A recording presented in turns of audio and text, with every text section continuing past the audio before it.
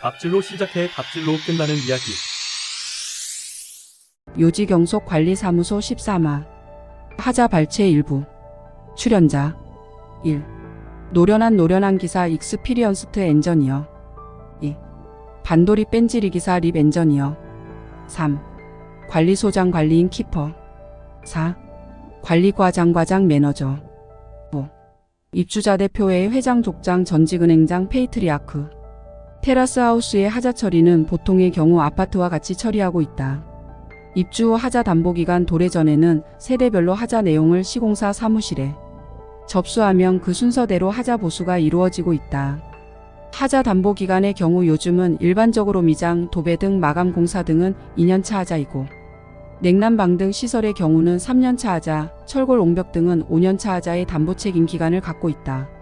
하자 기간 도래 전 2개월 전부터는 법적인 문제로 하자를 적극적으로 발췌해서 시공사 시행사의 내용 증명으로 사용 승인일로부터 기산한 기간 내에 발송해야 한다. 매니저가 근무하고 있는 테라스 하우스의 경우는 하자 담보 기간이 1년차 붙어 있던 시기로 하자 발췌에 관해서 입주자 대표회의 회장, 깐깐녀 등이 지대한 관심을 가지고 있었다.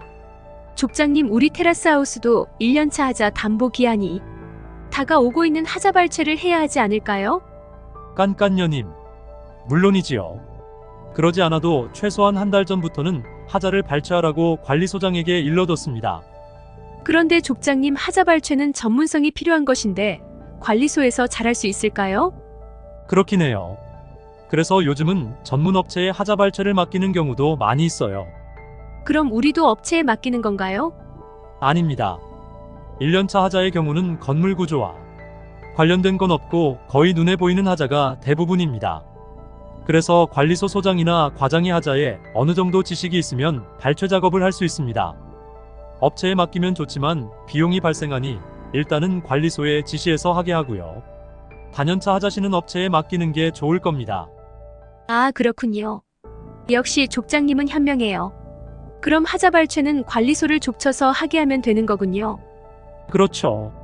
하지만 세대 하자는 세대에서 해야 하고 공용 부위는 관리소에서 하는 경우가 대부분입니다. 그런데 저 같은 경우는 세대 하자도 잘 모르겠는데 그럴 경우 어떻게 하죠?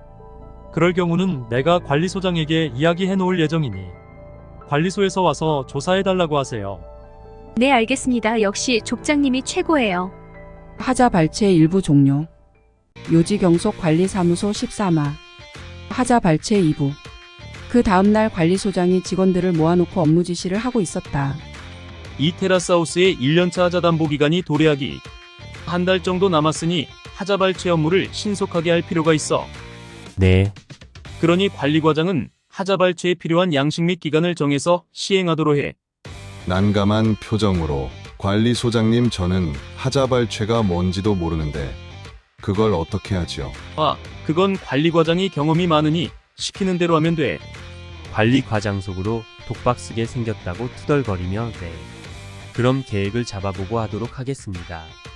회의가 끝난 다음 관리과장은 전에 사용하던 하자 발췌 양식을 전용부와 공용부로 나누어 정리하고 있었다.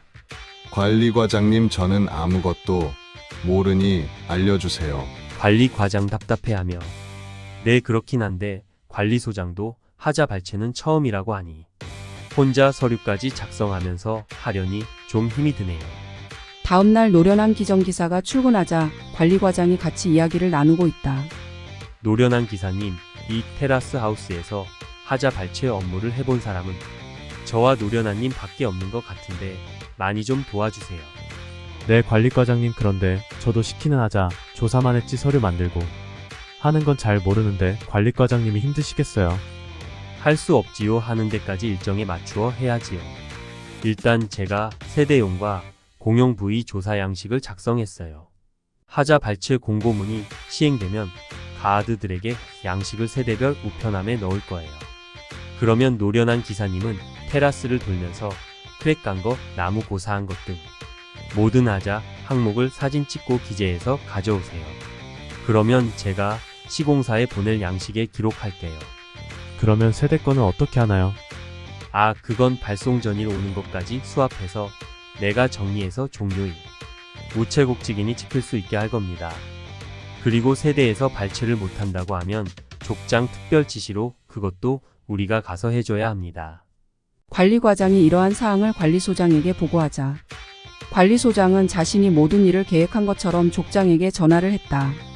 하지만 이러한 계획을 했음에도 하자 발췌가 지지부진하자 관리과장이 직접 나서서 작업을 하기 시작했다.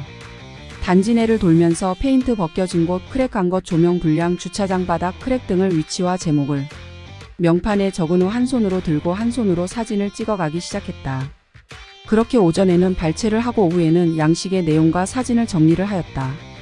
관리과장이 혼자 열일을 하는 걸 본 관리소장이 미안했는지 자신과 반도리기 전기사가 따라다니면서 발췌를 도와주겠다고 했는데 카메라 셔터를 누르는 것에 도움이 되는 건 아무것도 없었다. 하자 마감 종료 전일까지 조사부는 수천 건에 달했다. 그것은 족장에 무조건 건수가 많아야 시공사의 요구사항을 관철시킬 수 있다는 논리에 따른 것이다. 해당 파일을 세부로 복사한 다음 우체국에 들고 가 내용 증명을 신청하자 각 장마다 도장을 찍어야 하는데 자기네는 사람이 없어 그걸 해줄 수가 없다고 하여 관리과장이 우체국에서 일일이 도장을 찍어주고서야 내용 증명을 발송할 수 있었다. 기한 내에 1년차 하자를 발송하고 난 후 족장은 매우 흡족해했다. 관리과장의 노고로 발췌 건수가 남다르게 많음으로 해서 시공사와 시행사에 그걸 미끼로 많은 걸 요구할 수 있다는 걸 너무나도 잘 알기 때문이었다.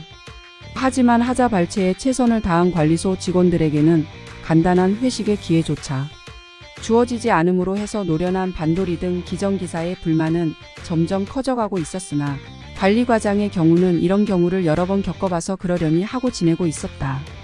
요지경속 관리사무소 13화 하자 발췌 종료. 갑질로 시작해 갑질로 끝나는 이야기.